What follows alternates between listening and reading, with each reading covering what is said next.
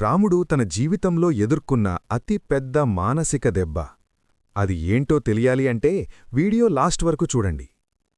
నాగపాసం నుండి తప్పించుకున్న రామలక్ష్మణులను చూసి ఇంద్రజిత్తు ఆగ్రహించాడు. ఈసారి యుద్ధంతో కాదు, ప్రాణస్నేహితులని మరియు రాముణ్ణి మానసికంగా చిత్తు చెయ్యాలి అనుకున్నాడు. తన మాయతో సాక్షాత్తూ సీతమ్మవారిని పోలిన ఒక మాయాసీతను సృష్టించాడు. హనుమంతుడి ముందే ఆ మాయాసీతని దారుణంగా, నిష్ఠురంగా హత్యచేశాడు.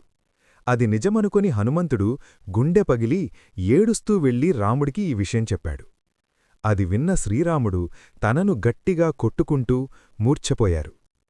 వానరసేన అంతా శోకసముద్రంలో మునిగిపోయింది.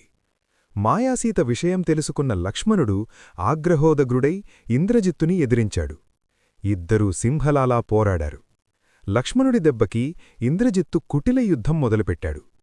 తన దగ్గర ఉన్న తొలులేని, తిరుగులేని శక్తి ఆయుధాన్ని లక్ష్మణుడి గుండెలపై ప్రయోగించాడు. ఆ దెబ్బకి లక్ష్మణుడు రక్తసిక్తుడైపారి ప్రాణాలు కోల్పోయినవాడిలా మూర్ఛపోయాడు. తన తమ్ముడిని ఆ స్థితిలో చూసిన శ్రీరాముడు గుండె పగిలి విలపించారు. నాకు సీత అక్కర్లేదు, ఈ రాజ్యం అక్కర్లేదు, నా లక్ష్మణుడు తిరిగి వస్తే చాలు అని విలవిలలాడారు. లక్ష్మణుడి ప్రాణాలు కాపాడడానికి ఇంక ఉన్న ఒకే ఒక్క మార్గం ఏమిటి?